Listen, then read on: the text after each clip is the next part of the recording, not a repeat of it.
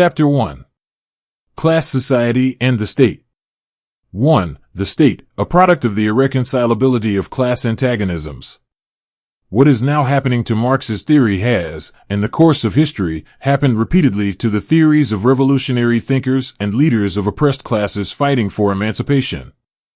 During the lifetime of great revolutionaries, the oppressing classes constantly hounded them, received their theories with the most savage malice, the most furious hatred, and the most unscrupulous campaigns of lies and slander. After their death, attempts are made to convert them into harmless icons, to canonize them, so to say, and to hallow their names to a certain extent for the consolation of the oppressed classes and with the object of duping the latter, while at the same time robbing the revolutionary theory of its substance, blunting its revolutionary edge and vulgarizing it. Today, the bourgeoisie and the opportunists within the labor movement concur in this doctoring of Marxism. They omit, obscure, or distort the revolutionary side of this theory, its revolutionary soul. They push to the foreground and extol what is or seems acceptable to the bourgeoisie. All the social chauvinists are now Marxists. Don't laugh. And more frequently German bourgeois scholars, only yesterday specialists in the annihilation of Marxism, are speaking of the national German Marx, who, they claim, educated the labor unions which are so splendidly organized for the purpose of waging a predatory war. In these circumstances, in view of the unprecedentedly widespread distortion of Marxism, our prime task is to re-establish what Marx really taught on the subject of the state. This will necessitate a number of long quotations from the works of Marx and Engels themselves. Of course, long quotations will render the text cumbersome and not help at all to make it popular reading, but we cannot possibly dispense with them. All, or at any rate all the most essential passages in the works of Marx and Engels on the subject of the state must by all means be quoted as fully as possible so that the reader may form an independent opinion of the totality of the views of the founders of scientific socialism and of the evolution of those views, and so that their distortion by the Kautskyism now prevailing may be documentarily proved and clearly demonstrated. Let us begin with the most popular of Engels' works, The Origin of the Family, Private Property and the State, the 6th edition of which was published in Stuttgart as far back as 1894. We have to translate the quotations from the German originals, as the Russian translations, while very numerous, are for the most part either incomplete or very unsatisfactory. Summing up his historical analysis, Engels says, the state is, therefore, by no means a power forced on society from without, just as little is it the reality of the ethical idea, the image and reality of reason, as Hegel maintains.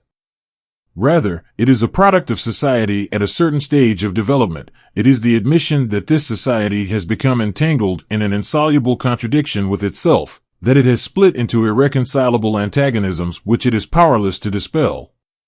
But in order that these antagonisms, these classes with conflicting economic interests, might not consume themselves in society in fruitless struggle, it became necessary to have a power, seemingly standing above society, that would alleviate the conflict and keep it within the bounds of order, and this power, arisen out of society but placing itself above it, and alienating itself more and more from it, is the state.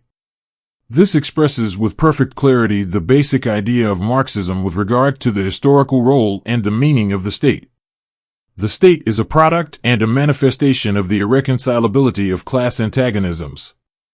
The state arises where, when and insofar as class antagonism objectively cannot be reconciled. And, conversely, the existence of the state proves that the class antagonisms are irreconcilable. It is on this most important and fundamental point that the distortion of Marxism, proceeding along two main lines, begins. On the one hand, the bourgeois, and particularly the petty bourgeois, ideologists, compelled under the weight of indisputable historical facts to admit that the state only exists where there are class antagonisms and a class struggle, correct Marx in such a way as to make it appear that the state is an organ for the reconciliation of classes.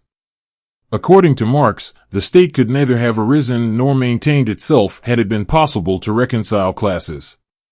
From what the petty bourgeois and Philistine professors and publicists say, with quite frequent and benevolent references to Marx, it appears that the state does reconcile classes. According to Marx, the state is an organ of class rule, an organ for the oppression of one class by another. It is the creation of order, which legalizes and perpetuates this oppression by moderating the conflict between classes. In the opinion of the petty bourgeois politicians, however, order means the reconciliation of classes, and not the oppression of one class by another. To alleviate the conflict means reconciling classes and not depriving the oppressed classes of definite means and methods of struggle to overthrow the oppressors.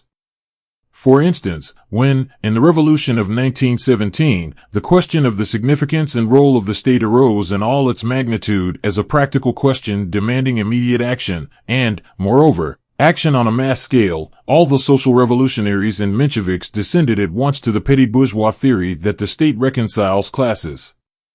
Innumerable resolutions and articles by politicians of both these parties are thoroughly saturated with this petty bourgeois and Philistine reconciliation theory. That the state is an organ of the rule of a definite class which cannot be reconciled with its antipode, the class opposite to it, is something the petty bourgeois Democrats will never be able to understand. Their attitude to the state is one of the most striking manifestations of the fact that our socialist revolutionaries and Mensheviks are not socialists at all, a point that we Bolsheviks have always maintained, but petty bourgeois Democrats using near-socialist phraseology.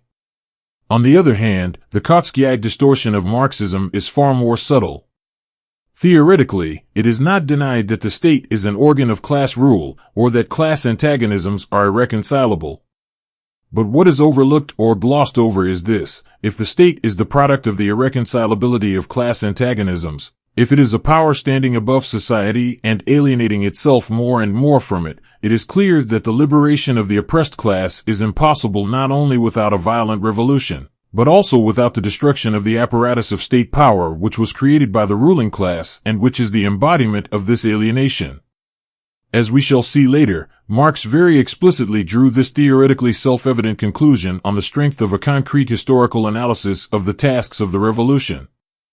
And, as we shall show in detail further on, it is this conclusion which Kautsky has forgotten and distorted. 2. Special bodies of armed men, prisons, etc. Engels continues, as distinct from the old Gentile, tribal or clan, order, the state, first, divides its subjects according to territory. This division seems natural to us, but it costs a prolonged struggle against the old organization according to generations or tribes. The second distinguishing feature is the establishment of a public power which no longer directly coincides with the population organizing itself as an armed force. This special, public power is necessary because a self-acting armed organization of the population has become impossible since the split into classes. This public power exists in every state. It consists not merely of armed men but also of material adjuncts, prisons, and institutions of coercion of all kinds, of which Gentile, clan, society knew nothing. Engels elucidates the concept of the power which is called the state, a power which arose from society but places itself above it and alienates itself more and more from it. What does this power mainly consist of? It consists of special bodies of armed men having prisons, etc., at their command. We are justified in speaking of special bodies of armed men, because the public power which is an attribute of every state does not directly coincide with the armed population, with its self-acting armed organization. Like all great revolutionary thinkers, Engels tries to draw the attention of the class-conscious workers to what prevailing Philistinism regards as least worthy of attention, as the most habitual thing, hallowed by prejudices that are not only deep-rooted but, one might say, petrified. A standing army and police are the chief instruments of state power. But how can it be otherwise? From the viewpoint of the vast majority of Europeans of the end of the 19th century, whom Engels was addressing, and who had not gone through or closely observed a single great revolution, it could not have been otherwise. They could not understand at all what a self-acting armed organization of the population was. When asked why it became necessary to have special bodies of armed men placed above society and alienating themselves from it, police and a standing army, the West European and Russian Philistines are inclined to utter a few phrases borrowed from Spencer or Mikhailovsky to refer to the growing complexity of social life, the differentiation of functions, and so on. Such a reference seems scientific and effectively lulls the ordinary person to sleep by obscuring the important and basic fact, namely, the split of society into irreconcilable antagonistic classes. Were it not for this split, the self-acting armed organization of the population would differ from the primitive organization of a stick-wielding herd of monkeys, or of primitive men, or of men united in clans, by its complexity, its high technical level, and so on. But such an organization would still be possible. It is impossible because civilized society is split into antagonistic and, moreover, irreconcilably antagonistic classes, whose self-acting arming would lead to an armed struggle between them. A state arises, a special power is created, special bodies of armed men, and every revolution, by destroying the state apparatus, shows us the naked class struggle, clearly shows us how the ruling class strives to restore the special bodies of armed men which serve it, and how the oppressed class strives to create a new organization of this kind, capable of serving the exploited instead of the exploiters. In the above argument, Engels raises theoretically the very same question which every great revolution raises before us in practice, palpably and, what is more, on a scale of mass action, namely, the question of the relationship between special bodies of armed men and the self-acting armed organization of the population. We shall see how this question is specifically illustrated by the experience of the European and Russian revolutions. But to return to Engels' exposition. He points out that sometimes, in certain parts of North America, for example, this public power is weak. He has in mind a rare exception in capitalist society, and those parts of North America in its pre-imperialist days where the free colonists predominated, but that, generally speaking, it grows stronger. The public power, grows stronger, however, in proportion as class antagonisms within the state become more acute, and as adjacent states become larger and more populous. We have only to look at our present-day Europe, where class struggle and rivalry and conquest have tuned up the public power to such a pitch that it threatens to swallow the whole of society and even the state. This was written not later than the early 90s of the last century, Engels' last preface being dated June 16, 1891. The turn towards imperialism, meaning the complete domination of the trusts, the omnipotence of the big banks, a grand-scale colonial policy, and so forth, was only just beginning in France, and was even weaker in North America and in Germany. Since then, rivalry and conquest has taken a gigantic stride, all the more because by the beginning of the second decade of the 20th century the world had been completely divided up among these rivals and conquest, i.e., among the predatory great powers. Since then, military and naval armaments have grown fantastically, and the predatory war of 1914-17 for the domination of the world by Britain or Germany, for the division of the spoils, has brought the swallowing of all the forces of society by the rapacious state power close to complete catastrophe. Engels could, as early as 1891, point to rivalry and conquest as one of the most important distinguishing features of the foreign policy of the great powers, while the social chauvinist scoundrels have ever since 1914, when this rivalry, many times intensified, gave rise to an imperialist war, been covering up the defense of the predatory interests of their own bourgeoisie with phrases about defense of the fatherland, defense of the republic and the revolution, etc. 3. The state, an instrument for the exploitation of the oppressed class. The maintenance of the special public power standing above society requires taxes and state loans. Having public power and the right to levy taxes, Engels writes, the officials now stand, as organs of society, above society. The free, voluntary respect that was accorded to the organs of the Gentile, clan, constitution does not satisfy them, even if they could gain it. Special laws are enacted proclaiming the sanctity and immunity of the officials. The shabbiest police servant has more authority than the representative of the clan. But even the head of the military power of a civilized state may well envy the elder of a clan the unrestrained respect of society.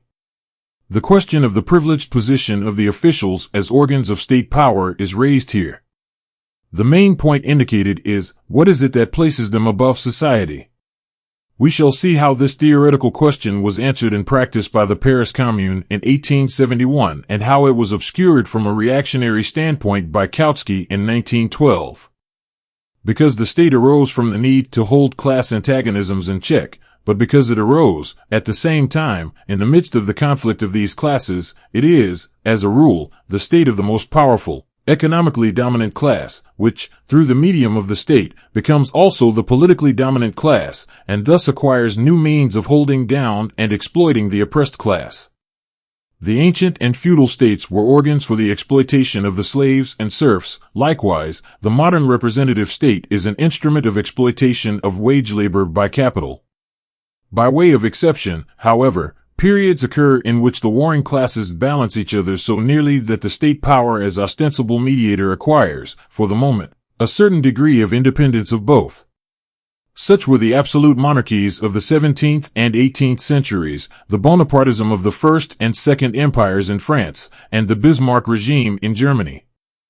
Such, we may add, is the Kerensky government in Republican Russia since it began to persecute the revolutionary proletariat at a moment when, owing to the leadership of the petty bourgeois Democrats, the Soviets have already become impotent, while the bourgeoisie are not yet strong enough simply to disperse them. In a democratic republic, Engels continues, wealth exercises its power indirectly, but all the more surely, first, by means of the direct corruption of officials, America, secondly, by means of an alliance of the government and the stock exchange, France and America. At present, imperialism and the domination of the banks have developed into an exceptional art both these methods of upholding and giving effect to the omnipotence of wealth in democratic republics of all descriptions. Since, for instance, in the very first months of the Russian Democratic Republic, one might say during the honeymoon of the socialist SRS and Mensheviks joined in wedlock to the bourgeoisie, in the coalition government, Mr. Palczynski obstructed every measure intended for curbing the capitalists and their marauding practices, their plundering of the state by means of war contracts, and since later on Mr. Palczynski, upon resigning from the cabinet and being, of course, replaced by another quite similar Palczynski, was rewarded by the capitalists with a lucrative job with a salary of 120,000 rubles per annum. What would you call that? Direct or indirect bribery? An alliance of the government and the syndicates, or merely friendly relations? What role do the Chernovs, Tseretellis, Avksentyevs, and Skoblevs play? Are they the direct or only the indirect allies of the millionaire treasury looters? Another reason why the omnipotence of wealth is more certain in a democratic republic is that it does not depend on defects in the political machinery or on the faulty political shell of capitalism. A democratic republic is the best possible political shell for capitalism, and, therefore, once capital has gained possession of this very best shell, through the Palczynskis, Chernovs, Tseretellis, and co., it establishes its power so securely, so firmly, that no change of persons, institutions, or parties in the bourgeois democratic republic can shake it. We must also note that Engels is most explicit in calling universal suffrage as well an instrument of bourgeois rule. Universal suffrage, he says, obviously taking account of the long experience of German social democracy, is the gauge of the maturity of the working class. It cannot and never will be anything more in the present-day state. The petty bourgeois Democrats, such as our socialist revolutionaries and Mensheviks, and also their twin brothers, all the social chauvinists and opportunists of Western Europe, expect just this more from universal suffrage. They themselves share, and instill into the minds of the people, the false notion that universal suffrage in the present-day state is really capable of revealing the will of the majority of the working people and of securing its realization. Here, we can only indicate this false notion, only point out that Engels' perfectly clear statement is distorted at every step in the propaganda and agitation of the official, i.e., opportunist, socialist parties. A detailed exposure of the utter falsity of this notion which Engels brushes aside here is given in our further account of the views of Marx and Engels on the present-day state. Engels gives a general summary of his views in the most popular of his works in the following words: "The state, then, has not existed from all eternity. There have been societies that did without it, that had no idea of the state and state power. At a certain stage of economic development, which was necessarily bound up with the split of society into classes, the state became a necessity owing to this split. We are now rapidly approaching a stage in the development of production at which the existence of these classes not only will have ceased to be a necessity, but will become a positive hindrance to production. They will fall as they arose at an earlier stage. Along with them, the state will inevitably fall. Society, which will reorganize production on the basis of a free and equal association of the producers, will put the whole machinery of state where it will then belong, into a museum of antiquities, by the side of the spinning wheel and the bronze axe. We do not often come across this passage in the propaganda and agitation literature of the present-day social democrats. Even when we do come across it, it is mostly quoted in the same manner as one bows before an icon, i.e., it is done to show official respect for Engels, and no attempt is made to gauge the breadth and depth of the revolution that this relegating of the whole machinery of state to a museum of antiquities implies. In most cases, we do not even find an understanding of what Engels calls the state machine. 4. The withering away of the state and violent revolution. Engels' words regarding the withering away of the state are so widely known, they are often quoted, and so clearly reveal the essence of the customary adaptation of Marxism to opportunism that we must deal with them in detail. We shall quote the whole argument from which they are taken. The proletariat seizes from state power and turns the means of production into state property to begin with. But thereby it abolishes itself as the proletariat, abolishes all class distinctions and class antagonisms, and abolishes also the state as state. Society thus far, operating amid class antagonisms, needed the state, that is, an organization of the particular exploiting class, for the maintenance of its external conditions of production, and, therefore, especially, for the purpose of forcibly keeping the exploited class in the conditions of oppression determined by the given mode of production, slavery, serfdom or bondage, wage labor. The state was the official representative of society as a whole, its concentration in a visible corporation. But it was this only insofar as it was the state of that class which itself represented, for its own time, society as a whole, in ancient times, the state of slave-owning citizens, in the Middle Ages, of the feudal nobility, in our own time, of the bourgeoisie. When at last it becomes the real representative of the whole of society, it renders itself unnecessary.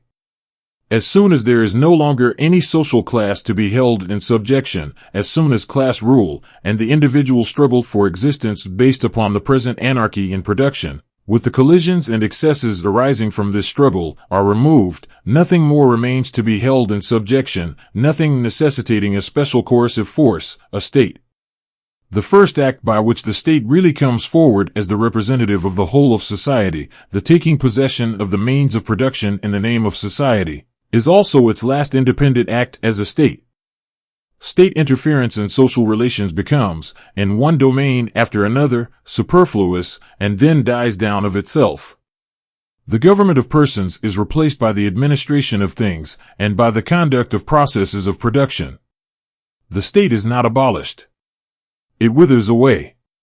This gives the measure of the value of the phrase a free people's state, both as to its justifiable use for a long time from an agitational point of view, and as to its ultimate scientific insufficiency, and also of the so-called anarchists' demand that the state be abolished overnight. It is safe to say that of this argument of Engels, which is so remarkably rich in ideas, only one point has become an integral part of socialist thought among modern socialist parties, namely, that according to Marx that state withers away, as distinct from the anarchist doctrine of the abolition of the state.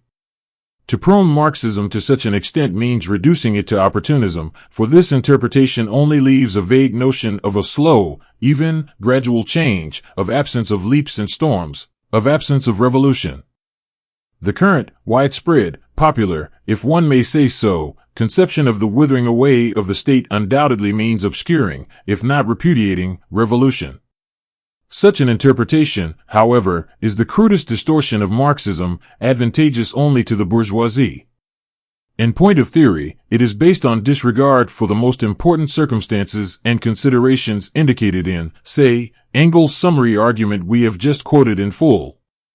In the first place, at the very outset of his argument, Engels says that, in seizing state power, the proletariat thereby abolishes the state as state. It is not done to ponder over the meaning of this. Generally, it is either ignored altogether, or is considered to be something in the nature of Hegelian weakness on Engels' part. As a matter of fact, however, these words briefly express the experience of one of the greatest proletarian revolutions, the Paris Commune of 1871. of which we shall speak in greater detail in its proper place. As a matter of fact, Engels speaks here of the proletariat revolution abolishing the bourgeois state, while the words about the state withering away refer to the remnants of the proletarian state after the socialist revolution. According to Engels, the bourgeois state does not wither away, but is abolished by the proletariat in the course of the revolution. What withers away after this revolution is the proletarian state or semi-state. Secondly, the state is a special coercive force. Engels gives this splendid and extremely profound definition here with the utmost lucidity. And from it follows that the special coercive force for the suppression of the proletariat by the bourgeoisie, of millions of working people by handfuls of the rich, must be replaced by a special coercive force for the suppression of the bourgeoisie by the proletariat, the dictatorship of the proletariat. This is precisely what is meant by abolition of the state as state. This is precisely the act of taking possession of the means of production in the name of society. And it is self-evident that such a replacement of one bourgeois special force by another proletarian special force cannot possibly take place in the form of withering away. Thirdly, and speaking of the state withering away, and the even more graphic and colorful dying down of itself, Engels refers quite clearly and definitely to the period after the state has taken possession of the means of production in the name of the whole of society, that is, after the socialist revolution. We all know that the political form of the state at that time is the most complete democracy. But it never enters the head of any of the opportunists, who shamelessly distort Marxism, that Engels is consequently speaking here of democracy dying down of itself, or withering away. This seems very strange at first sight. But it is incomprehensible only to those who have not thought about democracy also being a state and, consequently, also disappearing when the state disappears. Revolution alone can abolish the bourgeois state. The state in general, i.e., the most complete democracy, can only wither away. Fourthly, after formulating his famous proposition that the state withers away, Engels at once explains specifically that this proposition is directed against both the opportunists and the anarchists. In doing this, Engels puts in the forefront that conclusion, drawn from the proposition that the state withers away, which is directed against the opportunists. One can wager that out of every 10,000 persons who have read or heard about the withering away of the state, 9,990 are completely unaware, or do not remember, that Engels directed his conclusions from that proposition not against anarchists alone. And of the remaining 10, probably 9 do not know the meaning of a free people's state or why an attack on this slogan means an attack on opportunists. This is how history is written. This is how a great revolutionary teaching is imperceptibly falsified and adapted to prevailing Philistinism. The conclusion directed against the anarchists has been repeated thousands of times. It has been vulgarized and rammed into people's heads in the shallowest form, and has acquired the strength of a prejudice, whereas the conclusion directed against the opportunists has been obscured and forgotten. The Free People's State was a program demand and a catchword current among the German Social Democrats in the 70s. This catchword is devoid of all political content except that it describes the concept of democracy in a pompous Philistine fashion. Insofar as it hinted in a legally permissible manner at a democratic republic, Engels was prepared to justify its use for a time from an agitational point of view. But it was an opportunist catchword, for it amounted to nothing more than prettifying bourgeois democracy, and was also a failure to understand the socialist criticism of the state in general. We are in favor of a democratic republic as the best form of state for the proletariat under capitalism. But we have no right to forget that wage slavery is the lot of the people even in the most democratic bourgeois republic.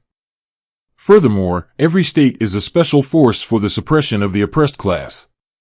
Consequently, every state is not free and not a people's state. Marx and Engels explained this repeatedly to their party comrades in the 70s. Fifthly, the same work of Engels, whose arguments about the withering away of the state everyone remembers, also contains an argument of the significance of violent revolution. Engels' historical analysis of its role becomes a veritable panegyric on violent revolution. This, no one remembers. It is not done in modern socialist parties to talk or even think about the significance of this idea, and it plays no part whatever in their daily propaganda and agitation among the people. and yet it is inseparably bound up with the withering away of the state into one harmonious whole. Here is Engels' argument that force, however, plays yet another role, other than that of a diabolical power, in history, a revolutionary role. That, in the words of Marx, it is the midwife of every old society which is pregnant with a new one, that it is the instrument with which social movement forces its way through and shatters the dead, fossilized political forms. Of this there is not a word in her during.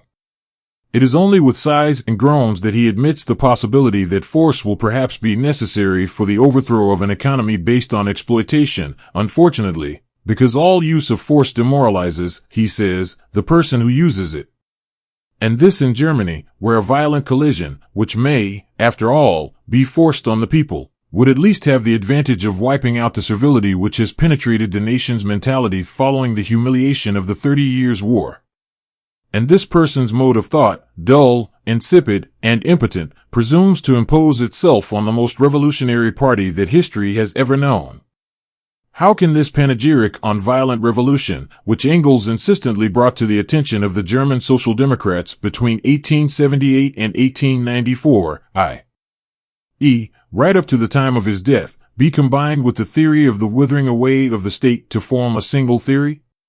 Usually the two are combined by means of eclecticism, by an unprincipled or sophistic selection made arbitrarily, or to please the powers that be, of first one, then another argument. And in 99 cases out of 100, if not more, it is the idea of the withering away that is placed in the forefront.